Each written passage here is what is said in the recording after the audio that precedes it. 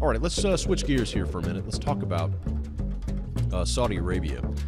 This is a really big story, and it's a really big story for the petrodollar system that we've talked about before. You can find our article on the petrodollar system at ftmdaily.com/petrodollar. It's a 4-part series. It's actually part of our book, in Bankruptcy of Our Nation. There's several chapters about the petrodollar and all of that. So we've been waiting, for a while, watching the petrodollar system. And what we see here is the beginning of something that could be pretty serious, pretty darn serious. This is the very first time a Saudi monarch has visited Moscow. Traditionally, Russia and Moscow have had some pretty big issues, predominantly because Russia tends to stand on the side of the Shiites, right? You got to remember, just like here in the U.S., we had the Union and soldiers, and we had the Confederate soldiers, right? And they hated each other, right? Well, that's the same thing with the Shia and the Sunni, right? There's two groups, or you could think about it in terms of Catholics and Protestants, right? 8 million Catholics and Protestants killed each other in the wake of the Protestant Reformation, right? People don't talk a whole lot about that. They just tend to focus on Martin Luther and how he crawled up the steps and nailed his 95 Theses to the wall. But they don't often talk about the 8 million deaths that occurred because of that event. And that was bloodshed. So we've had that. We've had a lot of bloodshed in Christian religion. Since about the 18th century, man said, look, we're not going to figure out anything theologically. Let's just toss out theology and let's focus on something called reason. Hey, everybody can agree with reason, right? So we live in an age of reason now, right? Forget theology. Get rid of theology. Nobody wants to talk about theology. Nobody cares. Or if they do care, they certainly don't want to argue about it anymore, right? So we're just going to use reason. Reason will be our new theology, okay? So reason has been enshrined, and that's what we all go by. Well, reason is not being applied in the Shia-Sunni divide. It's anything but reason. It's that old theology. It's the same thing that caused Protestants to pick up weapons against Catholics and Catholics to pick up weapons against Protestants, right? So they're having that same religious, theological battle playing out across the Middle East. The U.S. has taken the side of the Sunnis. The Sunnis, led by guys like Saudi Arabia, right? Of course, led by them. And you also got, many other countries in that area which are Sunni, but again, led by Saudi Arabia. So you have the Sunni groups. And then you have, over here on the Shiite side, you've really got Iran kind of as the head there, right? So think about it in these terms. I know it's crude to think about it this way, but it really helps, I think, if you're trying to get up to speed on what the heck is happening here. Saudi Arabia, think about them as Catholic, if you want to, and Iran, think about them as Protestant, right? And so the Sunni and Shia divide. And so they hate each other, and they represent something totally theologically different. And they both want control over the Middle East, right? Well, Saudi Arabia has been supported by the United States of America, right, for a long time, since the 1930s, since Franklin D. Roosevelt met with the king and the House of Saud and started brokering deals.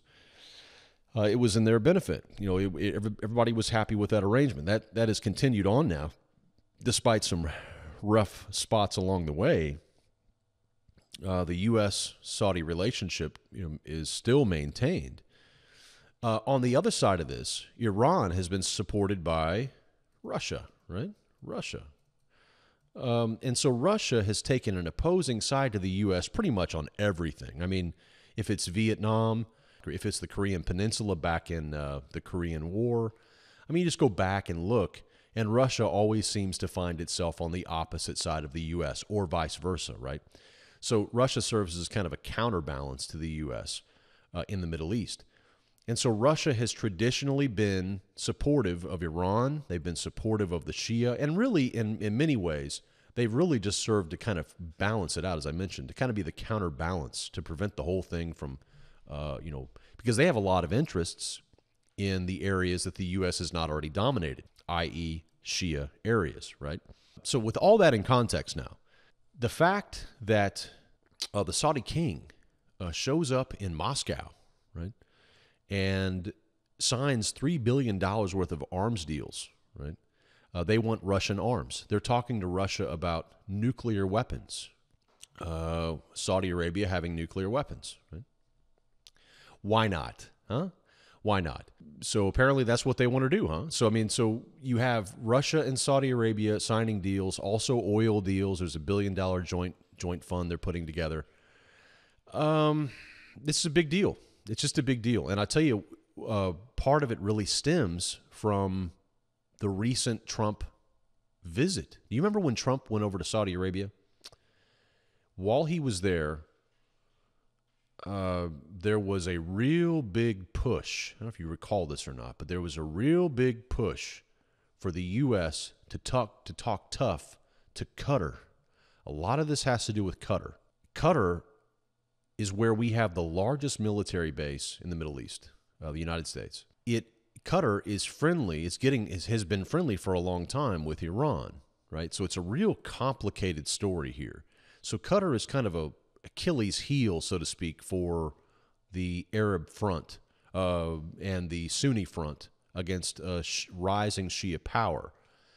And so Qatar, because the United States failed to really slam Qatar, and because we failed to really put pressure on Qatar, and because Qatar got away with so much in the Saudis' mind, this could be somewhat of a pushback against Trump. There's no doubt about it that the Saudi monarch sitting in the same room in Moscow with Mr. Putin is quite amazing. It really is quite amazing. Remember, Putin is the one who has been propping up Bashar al-Assad, who this guy has been saying has to go until when? Until now. When he showed up in Moscow, guess what was missing from the king's speech? He wasn't calling for the head of Bashar al-Assad in Syria anymore. He's dropped that. He's shelved that idea. Well, he had to get along with Mr. Putin. So apparently he needs something from Mr. Putin that trumps, pardon the pun, that trumps, this whole Syria Bashar al-Assad deal, right? So they're working to make deals here. This is no doubt a slap in the face of U.S.-Saudi relations, and especially the fact that the Saudis are going to Russia for military aid. I mean, they've already come and got billions and billions and billions of dollars of weapons from us.